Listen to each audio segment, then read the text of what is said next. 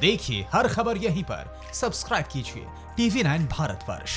चीन में communist party की नींव मजबूत करने वाले माओ के बाद शी जिनपिंग सबसे शक्तिशाली नेता हैं।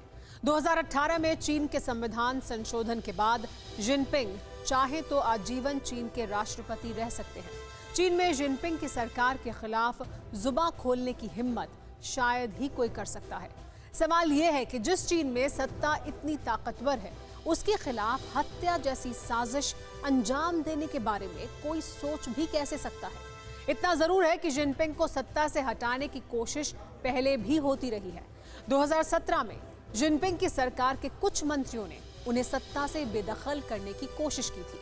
चीन के सिक्योरिटी कमीशन के प्रमुख रहे लियू शियो ने दावा किया था कि पार्टी के 6 सदस्यों ने जिनपिंग के खिलाफ तख्ता पलट की साजिश रची थी।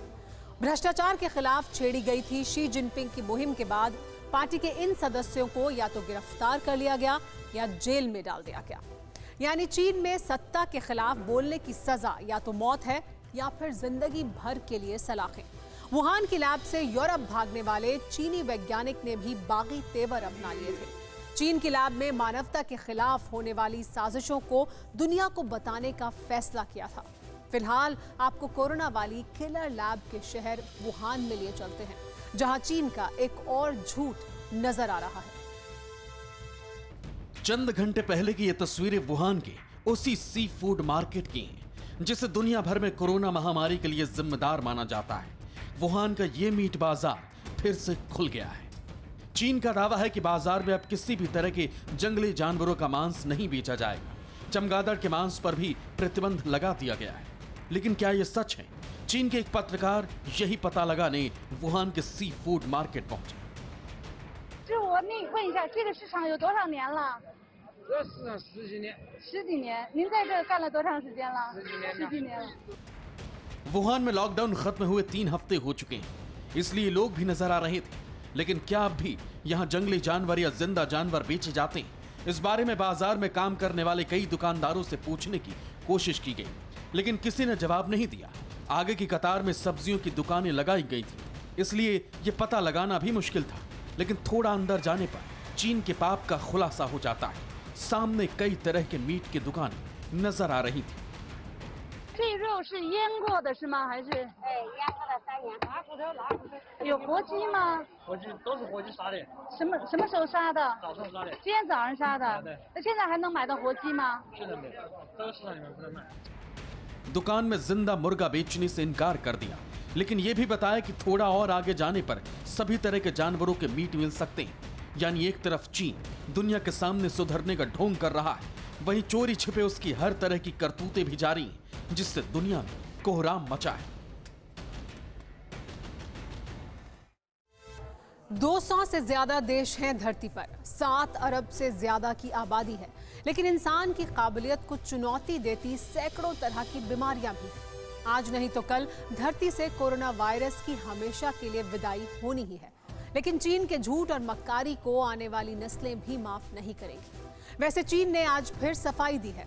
वुहान लैब के प्रोफेसर और नेशनल बायोसेफ्टी लेबोरेटरी के डायरेक्टर युयान जिमिंग ने कहा है कि वुहान इंस्टीट्यूट ऑफ वायरोलॉजी की ना तो मंशा है और ना ही नए कोरोना वायरस को डिजाइन और तैयार करने की क्षमता है।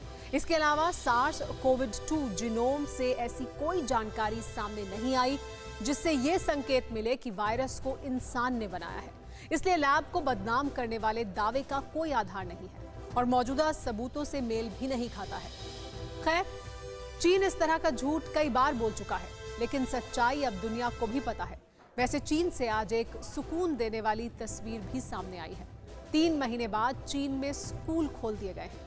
शुरुआत शंघाई और बीजिंग से की गई है। दोनों शहरों में स्कूल खोल दिए गए, बच्चे स्कूल जाने लगे हैं।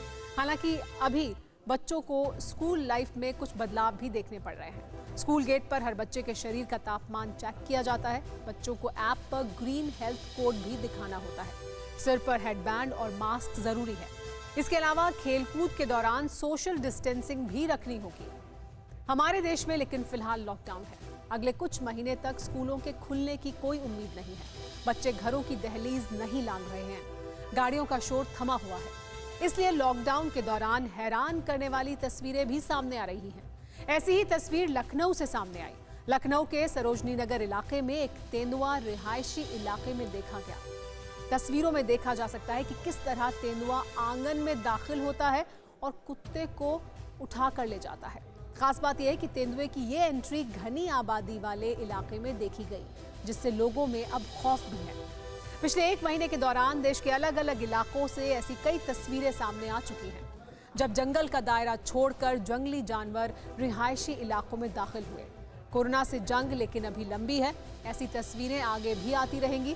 न्यूज़ टॉप 9 रोज सुबह 7 बजे और शाम 7 बजे सिर्फ TV9 भारतवर्ष पर।